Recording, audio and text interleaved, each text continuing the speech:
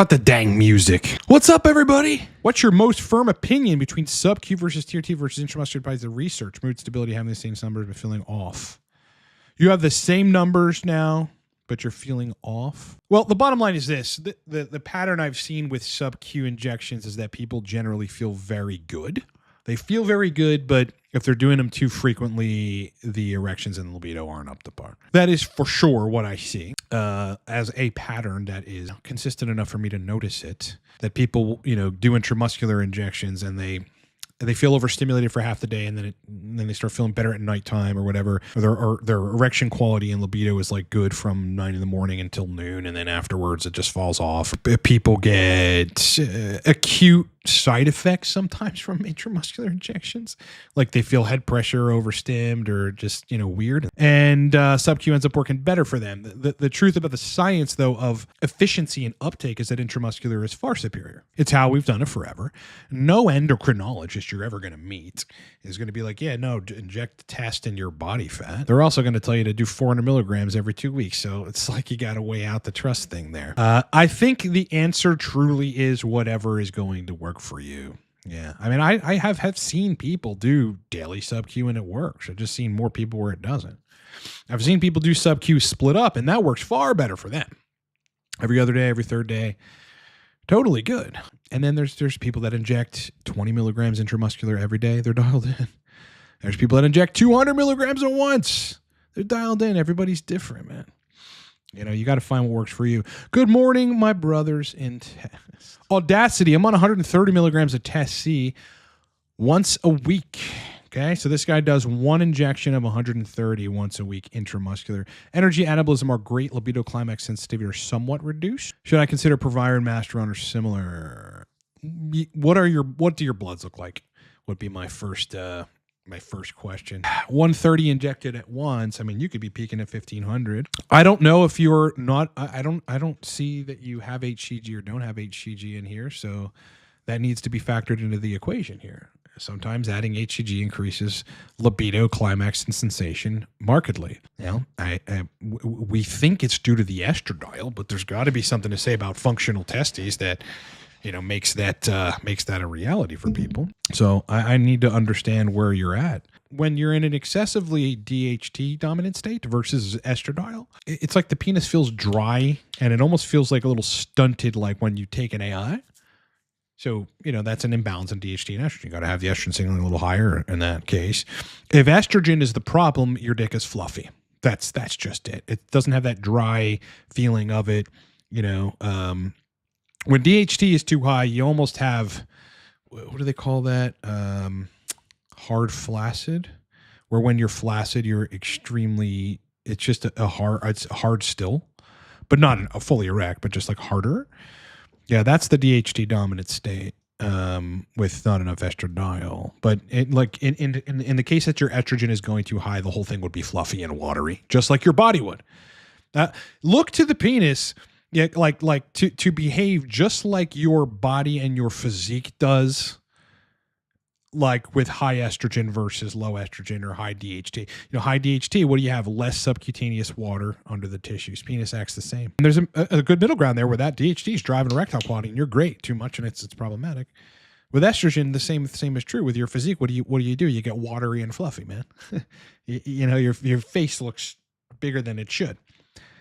Your definition kind of goes down. My definition is very down at the moment because I am fat. Fluffy body, if it's not body fat and too many calories, too many, a giant Italian hoagie, which was the case for me 2 nights ago.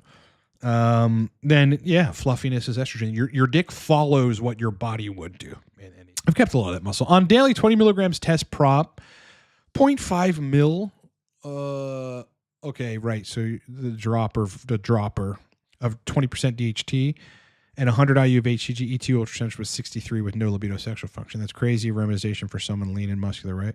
On 20 milligrams a day test prop, depends on where your total test goes. If your total test is at 1800, no, that's not a lot. If your total test is at 1500, no, that's still not a lot. Like you would, at 1500, I'd be at like 60 picograms per milliliter estradiol. That's why I need to be, 1000 to 1300 range. And then the estrogen falls in reasonable over range, but not substantially. And there's enough DHT to support erectile quality.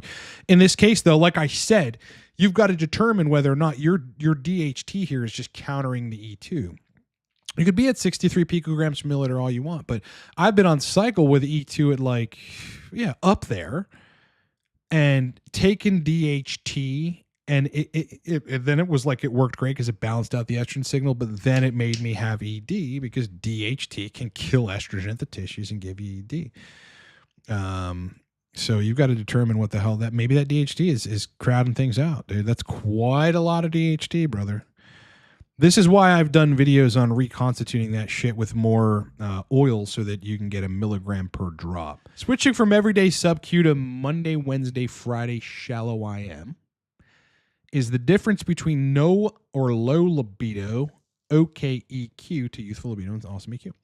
Okay, so got it. So you were doing, what's the total dose, by the way? We don't know that. Switching from everyday sub-Q to Monday, Wednesday, Friday, shallow IM is the difference. Okay, so this is case in point. I mean, all this guy did was get more testosterone at once. That's it. And of course you have better libido and erection quality because testosterone and its conversion to DHT, and that's what drives that. That's what drives it. People are always going to find like more testosterone at once. You're going to have better erections, but there's a threshold. You know, you cross that threshold and things get out of balance, and then shit goes downhill. It's like watch Derek's video on this, like with difference between high estrogen and low estrogen. There's always a sweet spot, bro. You know, where erections are good, morning wood is good. I don't know your total dose here, but I mean, I would wager you're obviously getting higher peaks in androgens, dude. So your penile tissues like loaded with DHT. It's enough.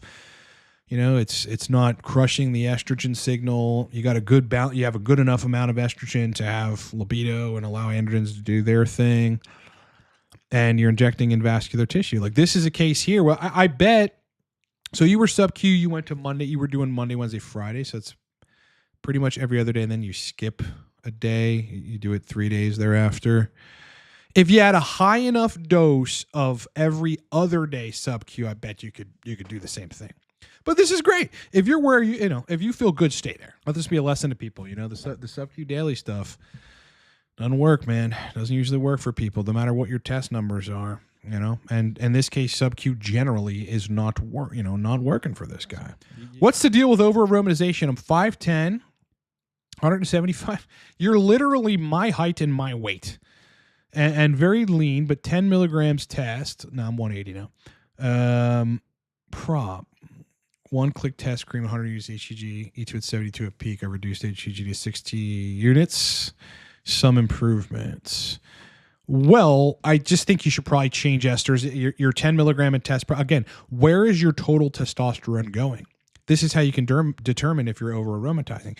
If your total test is at 1500, you're not over aromatizing, bro. I mean, I'd be probably 65 at 1500, but that's not very far off from 72. Doesn't mean it's not a problem that your estrogen's at 72. That's usually noodle dick territory. But where's your total test? Yeah, you know, you got to test that at the peak. Best cure for medium penile fibrosis beyond androgen imbalance, stem cell injections? Potentially, yeah. Any testimonials from clients? No, DHT is the best cure for that, really. Lots of DHT. Ryan, what's up, brother? Had a fertility test done on test alone and was completely infertile. That makes sense. Ran HCG, 100 IU every other day, and knocked my girlfriend up within 2 months. Some people need very little HCG, as you say. Yeah, so that's 50 IU a day. Again, at 62.5 IU a day, you're at 75% intratesticular testosterone, which assumes that you also have roughly above 50% percentage in Sertoli cell function, sperm motility. This is a good point, everybody. HCG sometimes, because you're dosing it too high, is killing your protocol. It's just killing it. You can't be on that extreme end where you're Dave Lee and you say no one needs it. Of course, people need it. You know, some people need it. He doesn't, and other people don't for whatever reason. Some people, though, just it's too much. 150 IU every day, it's too much. Even 100 IU every day might be too much. This guy, 50 IU every day, it's 100 IU every other day. That works, and it doesn't muck everything up. You know, I'm on 100 IU a day. That's like, you know, with 175 tests, that's all I can really tolerate. Joe Harper, thanks for the super chat, brother. Into the super chat bank, man. Masteron feels so good to me. Primo and Proviron different as well. You ever ran it or client? What, Masteron? Yeah. 10 test prop, 3 clicks, 100 milligram cream, and 180 to 100 milligrams Primo dials you in. Want Masteron. Good 80 to 60 test E to mast. Keep the zone. All right. So Masteron feels good to me. Why? Energy, anabolism, erection quality, libido. Some people can take 100 milligrams of Masteron a week with their TRT protocol and they're completely dialed in. Some people inject 30 milligrams of Masteron and it kills their libido. It's blocking estrogen too much at the receptor. Okay, so you want to try to dial in Masteron and not use Primo. Frankly, they have different mechanisms of action. You know, Masteron blocks the estrogen receptors. Primobolan acts like an AI, mild AI. So if Primo dials you in, don't touch it. If you want to experiment with Masteron, you know, do the same dose. Do the same dose of Masteron, and if that kills your libido, lower the dose of Masteron by 20 milligram increments until you land in that Primo safe zone. Can you list all peptide supplements, drugs, etc. that are fantastic for libido and EQ? No, because your understanding of libido and erection quality is skewed, assuming that you can take some peptide and drug and fix it or get it optimal. You can't. There's only a couple things that exist that temporarily increase it, erection quality and libido. Your hormone profile determines these things, not a peptide. Androgens at the tissue, enough estrogen to support libido and not go over to cause ED. That's what drives that. Drives all the neurological stuff and all the tissue level DHT, the vascularity, all that stuff. There's no peptide. There's PT141, which temporarily, in an unpredictable onset manner, increases hypothalamic dopamine release. You know, and also the melanocortin receptors that it binds to trigger part of the neurological cascade, or a good degree of the neurological cascade that produces erections, which you should otherwise be able to trigger with the right hormone profile. So all you're doing with peptides and supplements in these cases is temporarily inducing a state in which you have the right chemistry for libido and EQ. It's never sustainable. Never, ever, ever sustainable. As a high aromatizer, I have to do 14 milligrams daily. Test sip in the glute. Okay, I'm very sensitive and get insomnia. We're doing 28 every day. Better sex drive. If you don't have great sex drive now, probably yes. Energy varies usually low. That's because the dose is very low. And it sucks if you have to go down that low to do that. Maybe add some Ativar that'll probably fix that. But, you know, I mean, it's you might find that you don't need to be that low in test, or you've got to figure out how the hell you can tolerate higher amounts of testosterone, you know, and get the right ratio. I mean, if the estrogen's 42, 45, maybe even 50 with enough androgens, you might be okay. Again, everybody in the beginning of TRT and sometimes for the first year of TRT on high doses of androgens, you know, they get overstimulated, they have insomnia. It goes away as your body adjusts. You know, your body will adjust. I think you should try pushing higher doses. When I take Proviron, XYZ says, or increase my test above 150, I don't see a benefit in libido and erection quality. Actually, EQ and libido tanks at one point. So you've got to figure out whether that Proviron is too much DHT input and it's blocking the estrogen too much, because that will happen. And that will cause erection and libido problems. Or if the test itself going above 150 just takes estrogen too high and you have erectile dysfunction. If my DHT tested at 160 and estrogen 37, total test 600 and free is at 56, drive is high, but erections don't match. Estrogen's 37. It means that for that total T number, despite the DHT, the estrogen's probably a little too high. That's probably what it means. It could also mean that your DHT is crowding out the estrogen signal at the tissue level. That could also be what that means. But it's probably not that, because your sex drive is high. What it means is that you need higher androgens. See if you can keep estrogen at 30, 37, 40, or experiment with higher androgens, see where estrogen falls and see if things get better there. Again, there are people at 65 estradiol that have killer erections. I have clients like that. It's just they're the minority. Have you used Pharma and Dractum? Yeah, I have that. I have that stuff. Yeah, I like it. I like it. In cases where I might need more DHT, it works. It just works. And it's an easy amount. It's not super high. It's 2.5% or 3% or something. So I have it. It's in my cupboard. It was fun to experiment with. I mean, these days, if I wanted more of the DHT-like thing, milligram of DHT every other day on the scrotum, transdermal solution reconstituted to be a milligram per drop, or 12.5 to 25 milligrams per Proviron a day. That even feels better. Proviron is just wicked, man. Wicked, brother. What's up, John? Protocol's going well, man. I feel good, man. 1160, 1170, 1200 total test. Probably fluctuates. Estradiol 37 to 42 is where I'm at.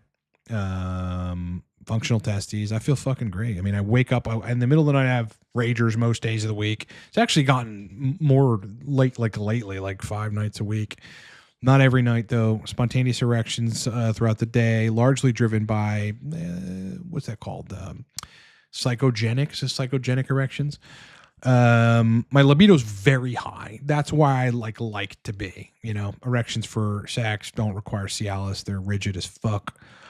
I feel strong. I'm at steady state. It's been long enough, but the anabolism is starting to come. I'm fat right now from overeating in the last 3 days, but when I lean out, it'll notice. I'll notice it, and maybe you guys will notice it or whatever. But I feel fucking phenomenal. That's the thing. I mean, from when I wake up until when I go to bed, I feel great. I just feel really good, and that was the aim. That and more anabolism. I can dial in on cream. I was, but it's like sometimes with different esters, it's different shit. Like troughing equals less androgen receptor activation, less nitrogen retention. So I was less anabolic, and my energy was subpar in the evening. I would say fine, but I like being an animal. How did I dial in so quick switching from cream to prop? Because I front loaded 170 milligrams intramuscularly at once. Yeah, I got to my steady state in 6 days or 7 days or something. And I went and fucking tested the blood, and sure enough, I was at steady state. Then I tested it again and stayed there. Those are the last bit of bloods that you guys saw. I did this on the channel. I showed you guys one of my most recent videos on my TRT protocol. But the way that you get to steady state quicker when you shift from short-acting stuff to long-acting stuff is you inject a lot at once. And then you simultaneously that day start your protocol, whether it's every other day, every third day injections, you start the protocol that day. That's how you do it. And if you plot it out on steroid plotter, you run different scenarios through it. It will show you. You peak up and then you go to your steady state. Be right. How can you tell the difference between too much DHT versus too much E2? Can you overshoot the E2 sweet spot and correct it with high DHT? Somewhat, you can do that to answer the last part of the question. But again, as I described, too much DHT versus E2 is that your dick looks like your skin would look, your body would look with too much DHT. Just no water in it, and it's like very lean. You look to your penis, man, to understand where you are. Always look to your penis to understand where you are regarding DHT and estrogen.